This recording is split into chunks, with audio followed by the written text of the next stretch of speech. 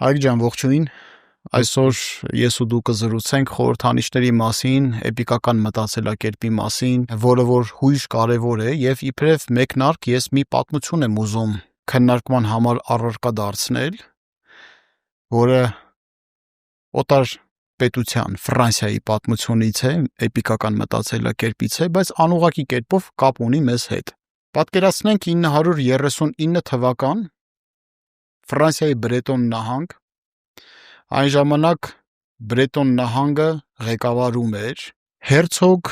Ալեն II Բարբեթարդը, որը թարգմանաբար նշանակում է թեկմորուս։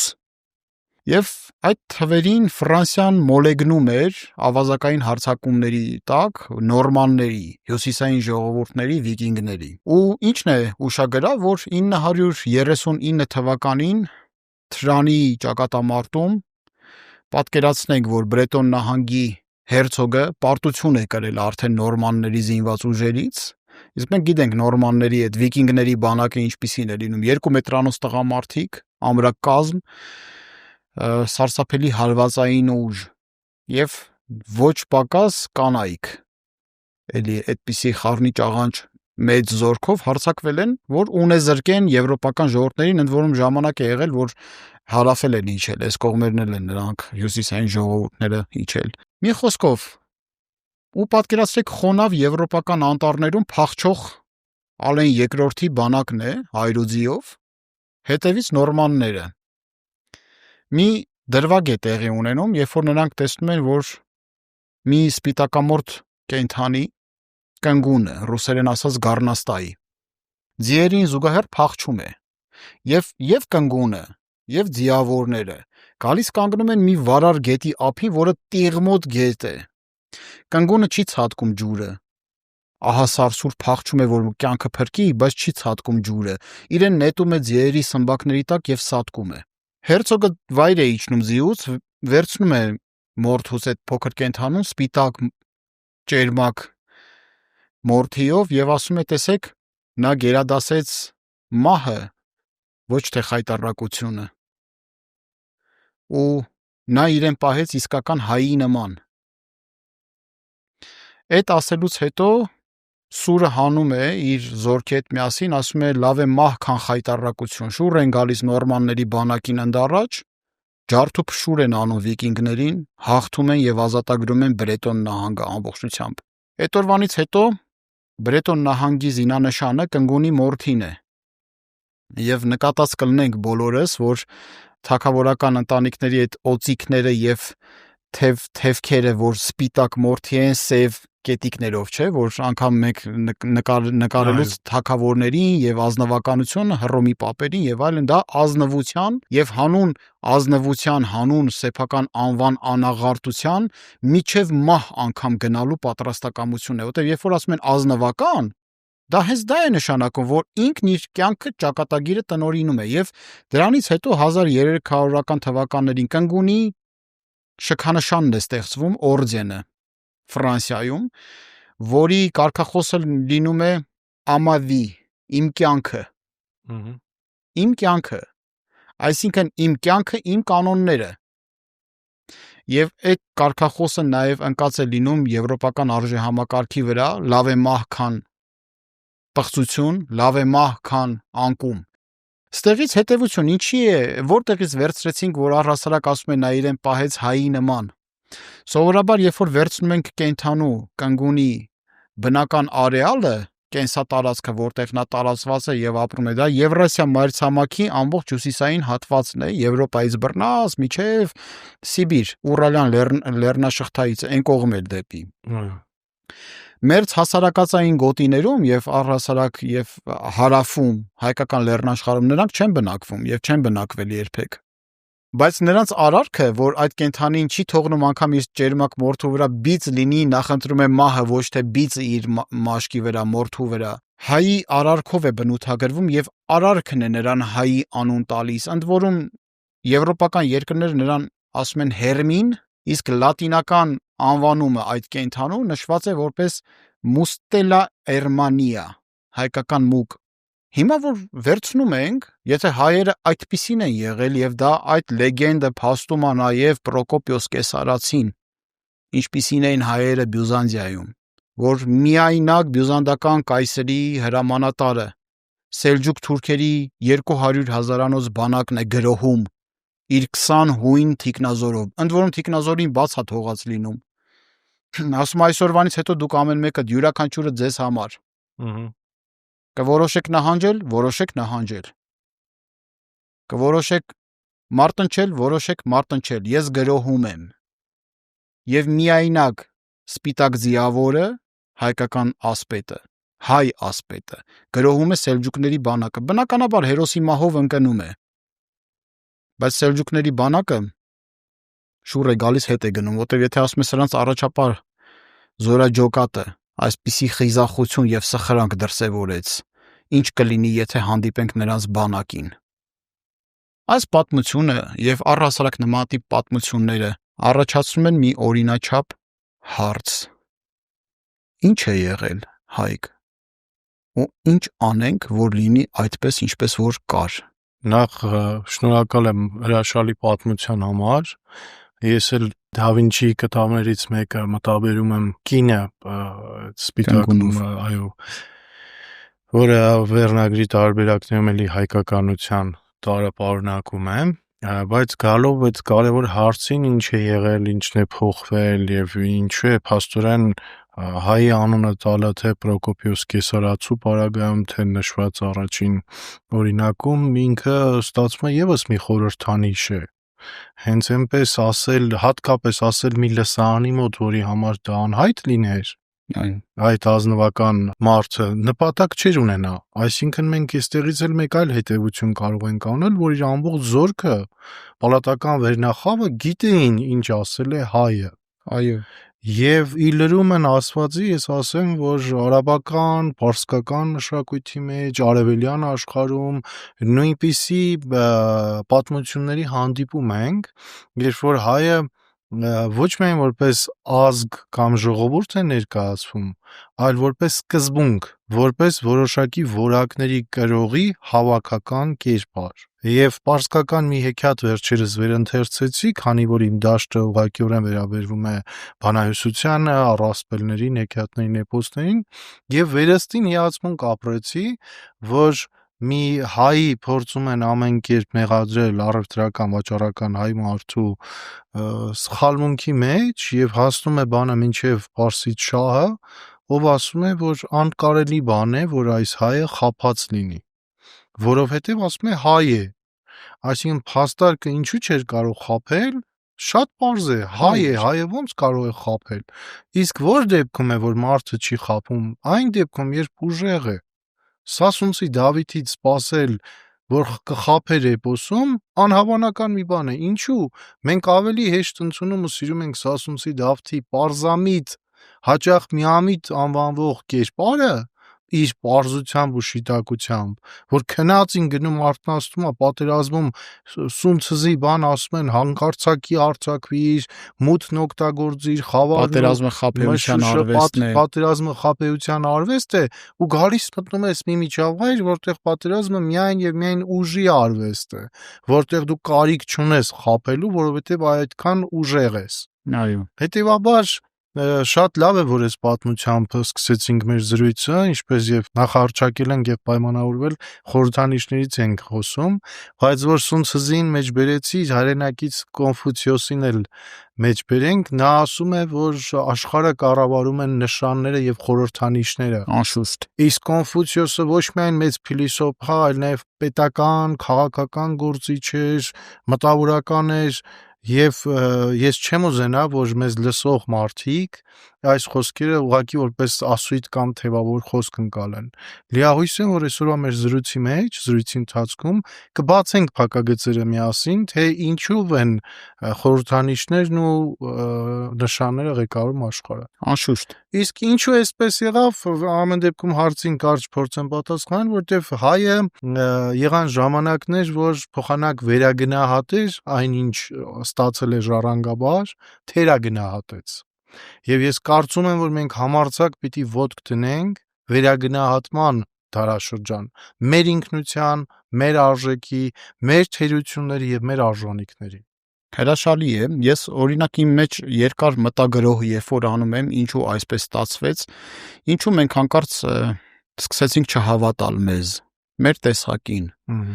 մեր արժեհամակարգին։ Եվ ցավոք սրտի գալիս հանգում եմ մի եզրահանգման, որ մենք որպես հայ,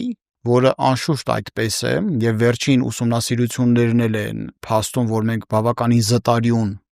էթնիկականություն ունեցող հանրույթ ենք,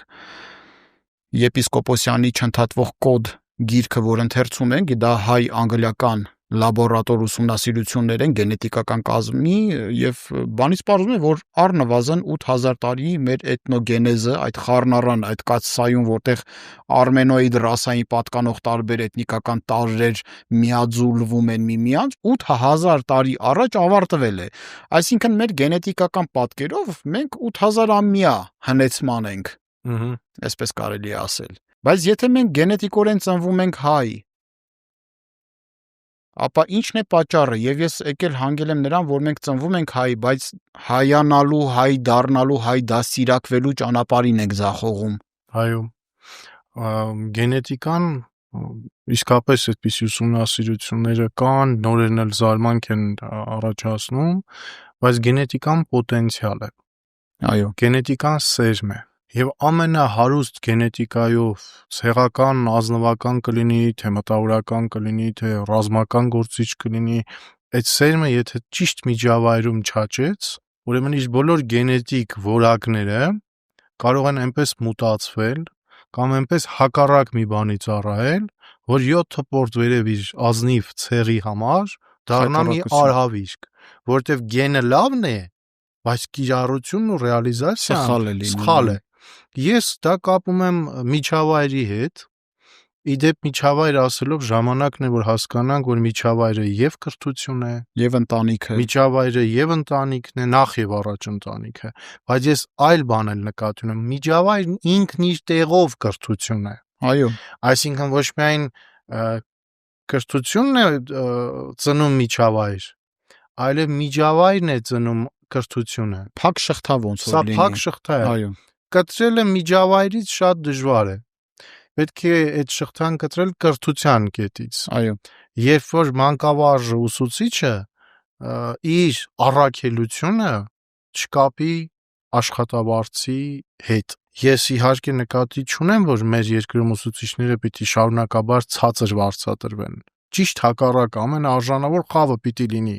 Ինչպես որ ասում են Ճապոնիան ինչպես դարձավ Ճապոնիա, մարդիկ ասել են խորհրդանիշ է, չէ՞, այո, այնպես են խոնարհում, ինչպես կայսրի առաջ եւ վարձատրում են այնպես, ինչպես պարլամենտը կամ իշխանության ներկայացուցիչները։ Դե այդպիսի ասույթ է կա, չէ՞, մի երկրում, որտեղ պետության դավաճանները չեն պատժվում եւ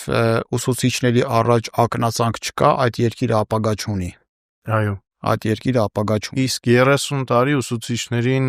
եւ քարոզելով եւ շատ վատ վիճակում դնելով վերել հասցրել են այնտեղ, որ այսօր որ երիտասարդն է երազում օրինակ լինել ուսուցիչ, որը մեծ առաքելություն է։ Ընդ որում եթե նայենք կրոնի տեսակետից էլ, այն Աստվածը ում որ մենք պաշտում ենք ուսուցիչ է։ Ոչ միայն մեր կրոնում, բոլոր կրոնների հավատամքի, այո, ներկայացուցիչները մարգարեն ինչ է, ուսուցանողն է ժողովրդի։ Այո, բուդդայական ավանդույթի մեջ, քրիստոնեական, այսինքն հայրը ինքը ուսուցիչ է, մայրը ուսուցիչ է, ծնողը ինքը այդ գործառույթ ունի։ Եվ այդտեղ գալիս ենք հետեւյալին, քանի որ խորհրդանիշներից ենք խոսում։ Մենք ունենք խորհրդանիշներ, որոնց վերածում ենք իկոնաների, այսպես ասած, սրբապատկերների, որոնց պետքա դնել եւ դիմացով անցնելուց, չգիտեմ, խաչակնքել կամ խոնարհվել։ Բայց մեր ու այդ խորհրդանիշների մեջ անդունդ է գոյանում։ Այսինքն ինձ համար առնվազն հստակ կա երկու տիպի խորհրդանիշներ, որոնք ապրում են եւ մեր արժեայի մեջ են եւ իրենք իրենց էներգիայով սնում են մեզ, եւ խորհրդանիշներ, որոնք մահացել են եւ նման են մեռելա պաշտության։ Իմիջիալոց այդ մահացած խորհրդանիշների մեջ կարող են շատ լավ եւ արժեքավոր խորհրդանիշներ, որոնք կարելի է վերակենդանացնել։ Անպայման, չկա խորհրդանիշ, որ մեռավ ու վերջ։ Ու վերջ, այո։ Դրանք հնարավոր էին վերակենդանանալ։ Միանշանակ։ Որտեվ ռեինկարնացիան եւ հարության գաղափարը էպիկական մտածելակերպի մեջ արթուն է։ Ամենաարթունն է, էպիկական տիրույթը մշտապես կարող է ի վերջո գանք մեր էպոսին։ Մենք Այո։ մեր մեծագույն սպասումը ո՞րն է։ Մհերի գալուստը։ Վերջացավ։ Նշանակում է Այո։ ամեն բան զրոյից եւ նորից նոր աշխարհ կառուցվելու այդ բանը կա, հավատամքը մեզանում կա, այդ սպասումը կա։ Նոր ծիլը նետելու, նոր ամրություն, հողը ինչի չի կարողանում կրի։ Քանց ցորեն մի, քանց ընկույզ մի, ցորեն նեղնի քանց մասուր մի, այսինքն այս խորհրդաբանություն։ Հողը չի կրում, որովհետեւ ասում է դալբեցեր է, հոգնել է, Որտեվ խափեփաներով է լցված։ Այո։ Տիղմոտ է դարձել խափեփաներով առաջի լցված։ պատմությամբ էս որ եկան դեմ առան տիղմին, Այո։ առաջ գնալու չէր, պատտվեցին ճակատի մարտարից։ Հիմա շատ են ասում պատմագիրները եւ մեր նորանկախ ժամանակահատվածի ռետրոսպեկտիվ անալիզ իրականացնող անձիկ, հետահայաց վերլուծություն անող անձիկ, որ Հայաստանի Հանրապետությունը ճակատագրի բերումով ստեղծվեց։ Կոշտ ասած երկնքից ոնց որ մանանա ընկավ ձեռքներս։ Դրա համար չգնահատեցինք միջև վերջ այդ անկախությունը, որը որ մեզ համար հույժ կարևոր է։ Մի ուրիշ հետազոտողներ եւ վերլուծողներ եւ հետահայաց անալիզ անող անձիկ ասում են, որ Հայաստանի անկախության համար, վերանկախացման համար մարտնչել ենք, դա նվաճված է։ Երկուսն էլ իր օբյեկտիվության չափաբաժինը ունեն։ Հիմա որ տեսակետն է ճիշտ, դրա շուրջ չեմ ուզում մեր զրույցը ծավալվի։ Ելնենք փաստից, որ այսօր մենք անկախ պետականություն ունենք, ուզում ենք անկախությունը հավիտենականացնենք որպես տիտղոսակիր ազգ, բայց էպիկական մտածելակերպում փոփոխություններ իրականացնելու կարիք կա։ Ժամանակին, երբ որ ես խորհրդանշանակ գիտություն էի ուսումնասիրում, հերալդիկա եւ դրոշագիտություն վեքսելերի, այդ խորհրդանշական էպիկական մտածելակերպի մեջ կա մի հասկացություն աշխարհի կենտրոն։ Բոլոր ժողովուրդները աշխարհի կենտրոնի պորտի գաղափարը ունեն իրանց մեջ։ Հին հույները համարում են, որ աշխարհը հարթ է եւ ունի երկու աշխարհի եզր, որտեղից աշխարհը վերջանում է։ Եվ Զևսը երկու եզրերից հավասարաչափ հեռավորության վրա բաց է թողնում երկու արծվի, որոնք հավասար արագությամբ միմյանց ընդառաջ են թռչում։ Այն վայրում, որտեղ որ նրանք հանդիպում են, Էլադան է, հելենների երկիրը։ Չինաստանը համարում է իր հիերոգլիֆները այդպես քառակուսի մեջտեղում կետ, որ ինքը երկնքի տակ գտնվող կենտրոնն է, աշխարհը, կենտրոնական աշխարհն է։ Ճապոնիան համարում էր, որ երկու աստվածներ մենամարտում են միմյանց եւ կատանայի միջոցով բարու աստվածը Չարի Աստծուն կարողանում է սրախոխո անել եւ 2-3 կաթիլ արյուն նրանից ընկնում է աշխարհի կենտրոնում, որից որ Հոկայդո կղզիներն են ձևավորվում։ Նման առասպելաբանություն ունի նաեւ Մշուշոտ Ալբիոնը, Անգլիան։ Նման առասպելաբանություն ունի Իսրայելը, Սիոնը։ Նման առասպելաբանություն ունեին հայերը, Արարատը, կենտրոնը։ Եվ Պորտասարը, որը հիմա Թուրքիայում է գտնվում եւ թուրքերն ասում են Գյոբիկլի տեպ է, Պորտասար, նման առասպելաբանություն ունեն իրանցիները։ Եթե մենք այդ աշխարհի կենտրոնի գաղափարախոսությամբ չառաջնորդվենք, էպիկական մտածելակերպը չլինի, որ սա իմ կյանքն է, իմ կանոններն են, իմ պետությունն է, իմ սահմանադրաիրավական կարգն է։ Եթե դու որպես կամքի թելադրող չգործես եւ ուժ չդրսևորես, դու քո անկախությունը կկորցնես։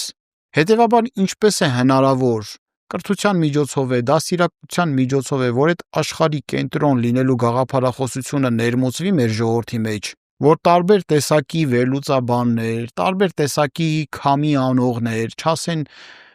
հավը ինչքան է կճկճա գազի զու չի կարող աճել։ Այդ դուք մեր մասշտաբները դուք եք որոշում առհասարակ։ Ի վերջո, քանի խորանարդ սանտիմետր պարունակություն ունի մեր կառափը,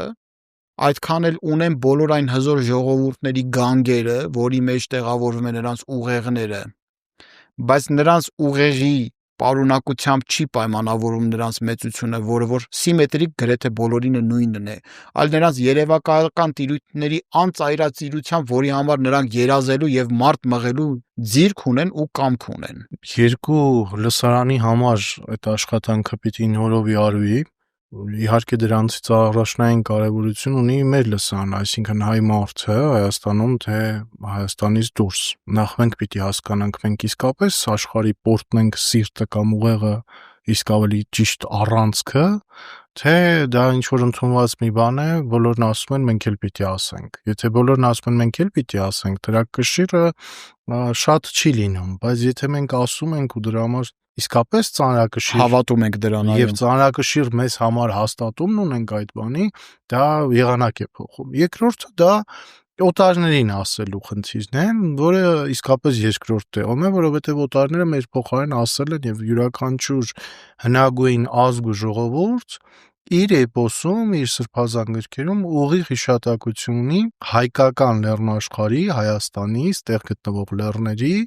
որպես աշխարհի սիրտ ու կենտրոն ու առանցք լինելու մասին։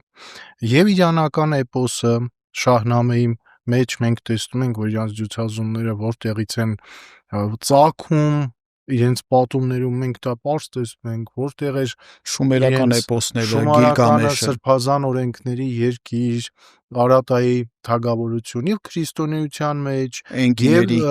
Ղուրանում իսլամը այդ առումով եւս ընդունում է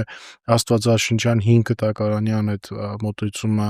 առնվազն նոր սկիզբը մարդկությունը ջրեղեղից հետո ռուսական էպոսում էլ կա, անշուշտ բիլինաների մեջ նշվում Իլյա է Մուրոմիցը եւ Սվյատագորը, Սվյատագորը, այո, որը ասում է դիմեց Սուրբ Սար, Սվիտիմ գարամ Արարածկիմ,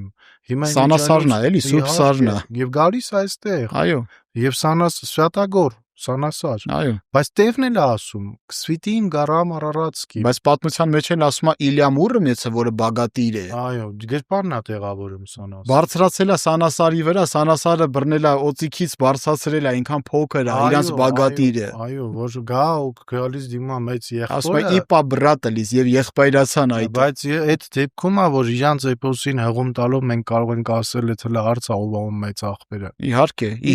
մենք ենք մեծը, որտեղից ենք ասում, բացեք ձեր սրբազան գրքերը, բայց հիմա էլ եղբայր կոչելու բան չկա, որտեվ իրենք հեռացել են թաթարա-մոնղոլական հորդայի, Գուրգեն ջան, եթե խելոք կպահեն որպես փոքր եղբայր, մենք մեծահոգաբար կներենք այդ դիրքից որակական փոփոխություն են կրել։ Անշուշտ։ Նախկինում նրանք համարում են, որ իրենք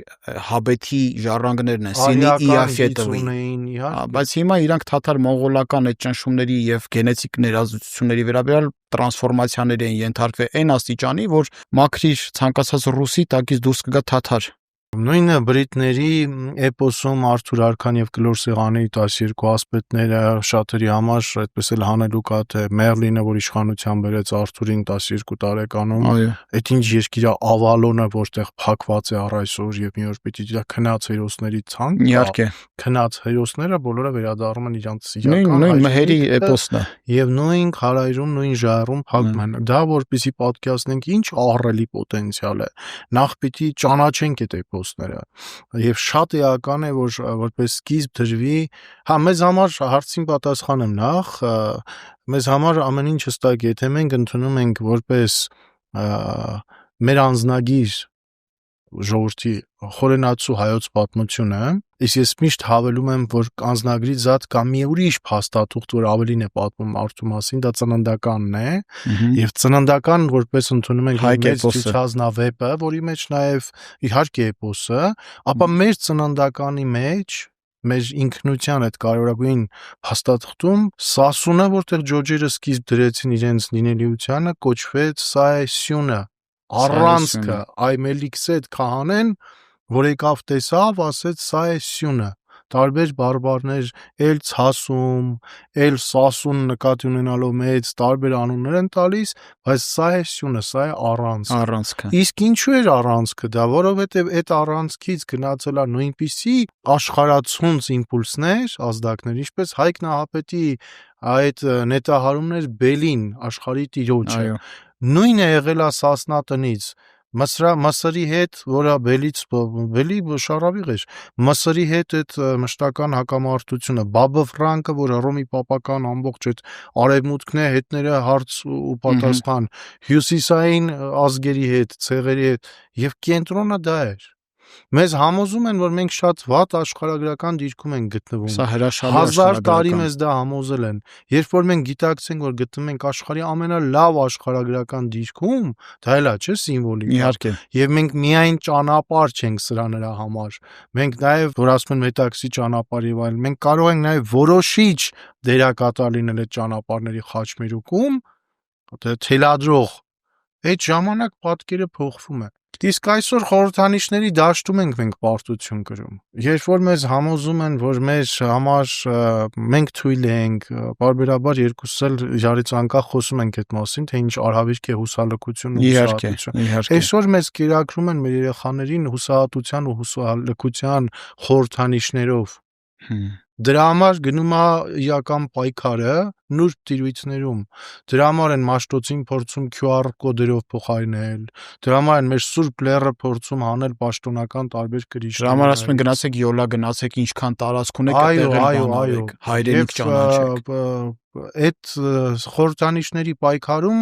հիմա ճիշտ ժամանակն է, որ էպիկական խորհրդանիշները վերաակտիվացվեն։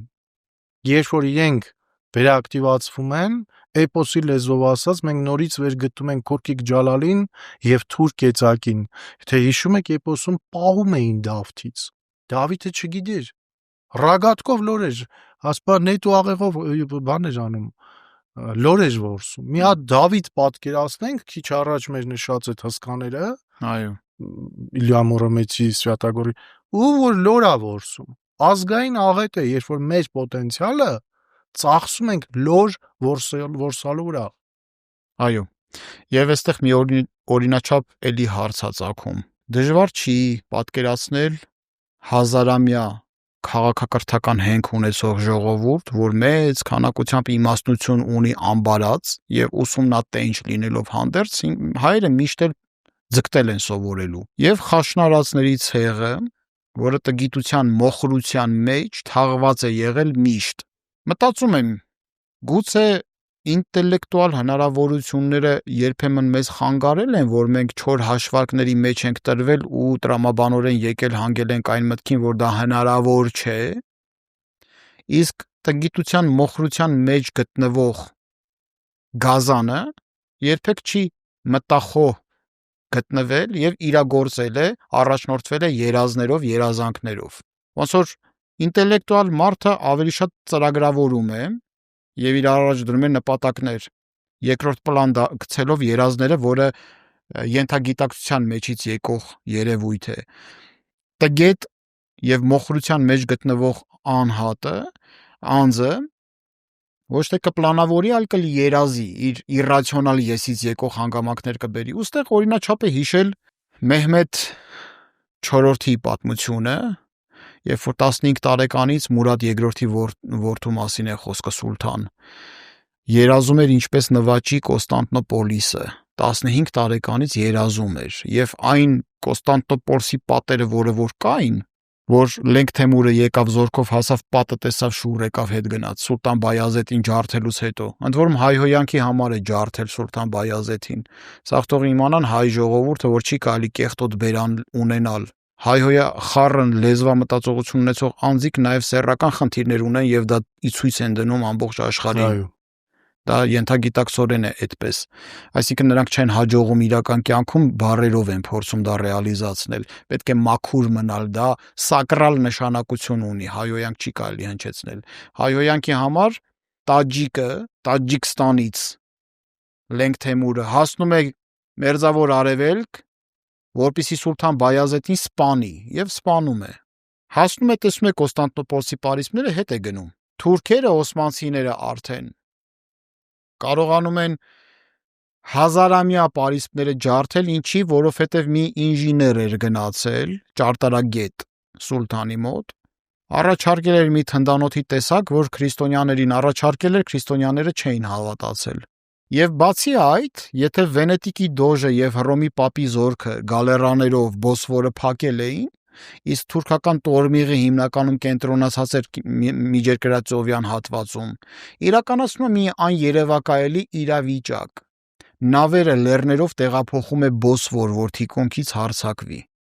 1450 թվականին։ Եվ այդ պատմությունը այնքան է տպավորվում թուրք ժողովրդի մեջ, որ Ստամբուլ բառը Իստամպոլիս բառն է, նրանք Իստամբուլոս բառի են փոխում, այսինքն ցուլերն են գալիս, ցուլերը քաշում էին նավերը լեռներով, ամբողջ այդ կորդված լեռնաշխտան կիսում են ու որ Բոսֆորում իջեցնեն, որ կարողանան թիկունքից հարվածեն իտալացին ու ջարդուփշուր են անում, նվաճում են Կոստանդնուպոլիսը, ձիով մտնում է Այա Սոֆիա ու նամազ է անում, ինչի, որտեղ ուներ մանկական երազանք, ու այդ մանկական երազանքի համար ամենաֆանտասմագորիկ խնդիրներն է կարողանում լուծի, եթե էմիգրանտների հասարակությունը Բուրսայում 19,000 քառակուսի կիլոմետր տարածք զավթած լինելով հանդերձ, իր առջև դնում է Քայքայի ներսից բյուզանդական կայսրությունը 1500-ամյա կայսրություն, ջարդուփշուր անի արաբական խալիֆայությունը, նվաճի տասնյակ հազարավոր տարիներ այդտեղ գոյություն ունեցող ժողովուրդների տարածքները պապենական բնորանը, ինչն է խանգարում մեզ երազել, ինչու է հիմա Հայաստանում մեր ազգային երազանքները լայնորեն ծաղրուծանակի ենթարկվում, արդյոք այդ ազգային երազանքները ծաղրուծանակի ենթարկող անձիկ Մսրամելիքի ժառանգները չեն, ինչքան էլ որ հայ են ծնվել, Բելի ժառանգները չեն, ինչքան էլ որ հայ են ծնվել, Մեր էպոսում եւ հեքիաթներում հայկական երազանքը, հայկական մաղումները միայն օտար զարմից ծնունդ առածներն են ծաղրում կամ հեգնում։ Այո, դա խնդրում եմ ուրիշ կերպ էլ ասա, որ ավելի տպավորվի, որտեղ շատ ճիշտ ասեցիր։ Եթե մեր երազանքը, հայկական ինքնության, ազգային ինքնության երազանքը ծաղրուծանակի են ենթարկում, ապա չի կարող դրա հետևում կանգնած լինի հայկական ծագման մարդ։ Այսինքն ապօրինի ծնունդ է։ Ապօրինի ծնունդ է եւ ուրիշ զարմ եզրը կա, ղանջղա ասում պատմողը բարբառում ընդոցին եւ ասում է հարճից ծնված, այսինքն մենք բարբառային տարբերակներում տեսնում ենք անգլերեն bastard, այո, որ եթե Դավթին ծաղրանք են ենթարկում, երբ որ Դավիթն ասում է կգնամ հարցը կլուծեմ, սա ինչ է նշանակում։ Սա նշանակում է, որ որևէ մեկին անգամ Սասունցի Դավթին հույս ունեին հետ պահեին, այն ինչ որ պիտի աներ։ Իդեպ մեզ ընթացքը այնպիսին է, որ ինչ որ մեր զավակները արել են, մեր իսկական այդ հայկական տեսակը առյուծի եւ արծվի կարծես հատկանիշների համաձուլվածքը իրենք արել են ի հեճուկս, երբ որ իրենց չեն հավատացել դրսում, որ չեն կարող եւ նաեւ ներսում է տարակուսանք եղել, բայց տարակուսանքը մի բան է, ծաղրուծանակը մեկ այլ բան։ Այսօր ցանկացած մեկով կարող է մեր խորհրդանիշները, մեր սիմվոլիկան կասկածի տակ դնել, փոխանակ վերարժևորի, վերստին ապրեցնի, կյանք տա, երբ որ ես հեքիաթային հանդիպումներ նախաձեռնեցի, ասում էին փոշի ա դրել այդ հատորների վրա, ինչի՞ ես դա անում։ Ասում էի իսկ հակառակը որն է, թողենք մի քիչ էլ խոնավանապդի թափենք ու մոռանանք ով ենք։ 19 հատոր ժողովրդական հեքիաթներ ունենք, բոլոր բարբառներով՝ Մուշ, Վան, Սասուն, Կարս, Արցախ, Լոռի, Գյումրի, Շիրակ, Այրարատ, բարբառով կարդալ սովորեցին մարդիկ, հազարավոր մարդիկ Սփյուռքում էստեղ, ոնց կարելի է խորհրդանիշը, որը քո գենետիկ կոդն է, հոգևոր առումով ծաղրել կամ դեն նետել, եւ ասեմ ձեզ հույս թող չունենա որևէ մեկը, որ կարող է իսկական խորհրդանիշը դեն բրդելով կեղծ խորհրդանիշներ բերել մեր կյանք։ Իհարկե, անկարելի է, ուզում է ChatGPT-ի դար լինի, ուզում է AI-ի դարաշրջան լինի, մեր խնդիրը ապրեցնելն է, վերստին ջրելը, որ այդ խորհրդանիշները մենք սնուցում ենք իրենց, ոնց հա սերմը, չէ՞, փոքր մեկ էլ դարձավ մի հաղթանդամ ծառ, ամբողջ մի քանի տուն կարող է սնուցել։ Ձորի միրոն, որ սենց իր մարմնով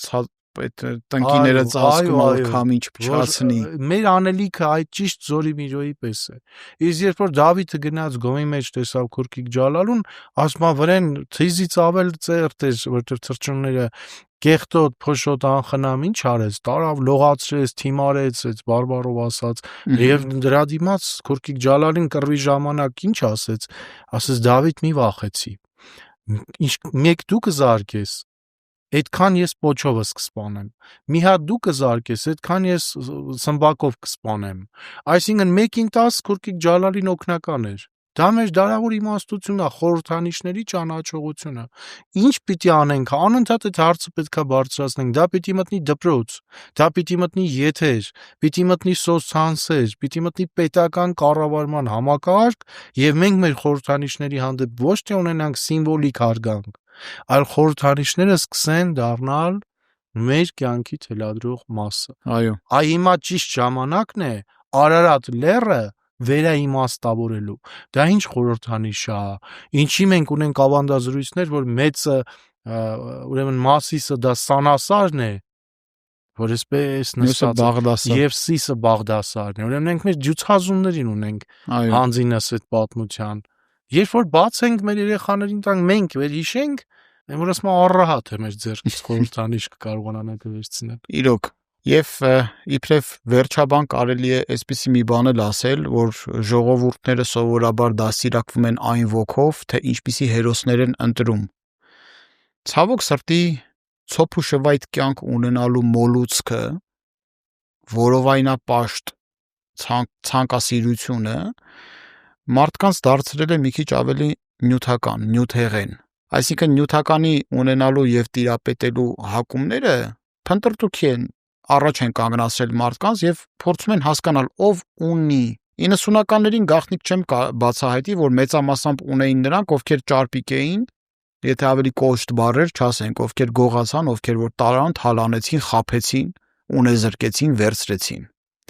Այսինքն կրիմինալ հակումներ ունեցող անձիկ սկսեցին հերոսացվել։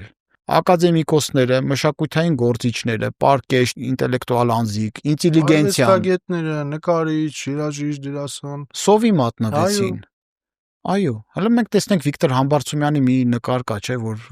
վառարանի մոտ ինչքան խոսուն նկար է։ Այո, կամ ասենք, որ խորանում ենք, թե Մեհեր Մկրտչյանը ինչ պայմաններում է մահացել։ Կարպ Խանչվանկյանը ինչ պայմաններում, Պարիս Հերունին։ Այո։ Ինչ պայմաններում մահացավ, լինելով այդքան մեծ ինտելեկտուալ կապիտալ ունեցող անձ, անհատ։ Եվ այս հանգամանքում ես կարևորում եմ հերոս հակահերոս դիսկուրսի, խոսույթի ներգրավանիշներ են։ Եվ հերոսը եւ հակահերոսը։ Եթե մարդիկ կլինեն կասեն, էս ինչ հին զառամյալ բաներից են խոսում, ուրեմն այդ մարդիկ երևի Հոլիվուդի նպատակի ու նշանակության մասին չգիտեն, որ Marvel-ի հերոսների ու հակահերոսների ինչ կերպարներ են ձևավորում ժամանակակից 21-րդ դարյա էպիկական մտածելակերպ սերմանելով ամերիկացուն։ 21-րդ դարի 20-ի վերջ 21-ի մեծ խորհրդանիշներ պարունակող այդ բլոկբաստեր ասվածները ինչ են, էպիկական ժանրի գործեր, մատանիների տիրակալը, այո, որը հեքիաթ է, նույն Հարի Փոթերը եւ Գահերի խաղը, Game of Thrones։ Այո։ Բոլորի մեջ էպիկական կա, մենք տեսնում ենք այդ էպիկական կենտրոնները, անպայման միստիֆիկացիա կա, որտեղ առասպելը պիտի շունչը նաեւ սառնություն ունենա։ Եվ արևի պես էլ մի քիչ էլ հերվից պետք է նայել։ Մենք անընդհատ ունենք այդ անբացահայտելին բացահայտելու։ Այսինքն, եթե մենք ունենք 5 զգայարան, կինեստետիկ շոշափելու։ Այո։ Հիմա արդեն 7D կինոթատրոններ են, չէ՞, ստեղծել, որ ջուրացանվում վրետ, ոտքերիտ են ինչ-որ դիպչում։ Մյուսը աուդիալ, լսողականն է, մյուսը հոտառությունն է, համի հետ այդ Coca-Cola-ի եւ այդ արևածաղիկները, այդ պոպկորնը, որ ուտում են ֆիլմերում եւ այլն, տարբեր գունային գամաներ կան։ Մյուսը տեսողական ֆիլմը, նկարը, պատկերը եւ լսողական գեղեցիկ երաժշտություն, լավ ձայն։ Մենք ոչ նորմալ երաժշտական դպրոցներ ենք կարողանում զարգացնել, որտեղ երաժշտական գործիքակազմից օգտվող երեխաներ կան եւ ազգային երաժշտական գործիքներից եւ առհասարակ բոլոր տեսակի երաժշտական գործիքներից, որ օրկեստրներ լինեն, կարողանան ստեղծագործեն եւ այլն եւ այլն։ Ոչ նորմալ կինոմատոգրաֆիա ենք կարողանում զարգացնել եւ կերպարվեստի բոլոր ճյուղերը։ Ոչ նորմալ կարողանում ենք մենք սնվելու կուլտուրա սերմանել։ Մենք հարուստ խոհանոց ունենք, բայց սնվելու կուլտուրա չունենք։ Վառ օրինակը մեր խնջույքները։ Ոչ կարողանում ենք նորմալ կյանքի հաճույքներից եւ իրողություններից պատկերացում ունենալ եւ առհասարակ ֆորմաների, ձևերի, չափերի, նաեւ մեր մարմնին էլ է դա վերաբերվում։ Եթե այդ պատկերացումները սերմանված լինեին մեր մեջ, մենք ատլետիկ կառուցվածքով եւ համապատասխան տեսքով կլինենք եւ այլն եւ այլն։ Այսինքն այս հանգամանքները, եթե պետական կառավարման համակարգում ձախողում են եւ ձախողում են մոտեցումը հերոս հակահերոս կերտելու, նշանակում է հանրությունը խարխափելու է։ Այս պարագայում ես ընդհանրապես մի կոչի փաթեթավորմամբ բան կասեմ մեր ժողովրդին, որ հարգելի հայ ժողովուրդ, մանավանդ գիտակից միջին եւ ավագ սերնդի ներկայացուցիչներ, պատասխանատվությունը վերցրեք ձեր ուսերին, միջև պետական կառավարման համակարգում ճիշտ մարդիկ կգան։ Կրթեք ձեր սերունդը, ինչ ունես ավելացնելու հայ ջան։ Ես համաձայն եմ, որովհետեւ սկզբում այդպիսի հարց ունեցանք, որ ինչ անդրադարձանք ի վերջո պետությունը մենք արժանացանք, թե երկնքից մանանա էր, ես իհարկե հակված եմ նրան, որ Աստծո մասնակցությունը կար անշուշտ, բայց մենք արժանացանք, որ այդ մանանան կամ այդ պարգևը ստացանք։ Իսկ մինչ այդ, երբ որ մենք հազարամյակներով պետության մասին մենք երազել ենք, այդ գործառույթը ստանձնել են մեծ նանեները,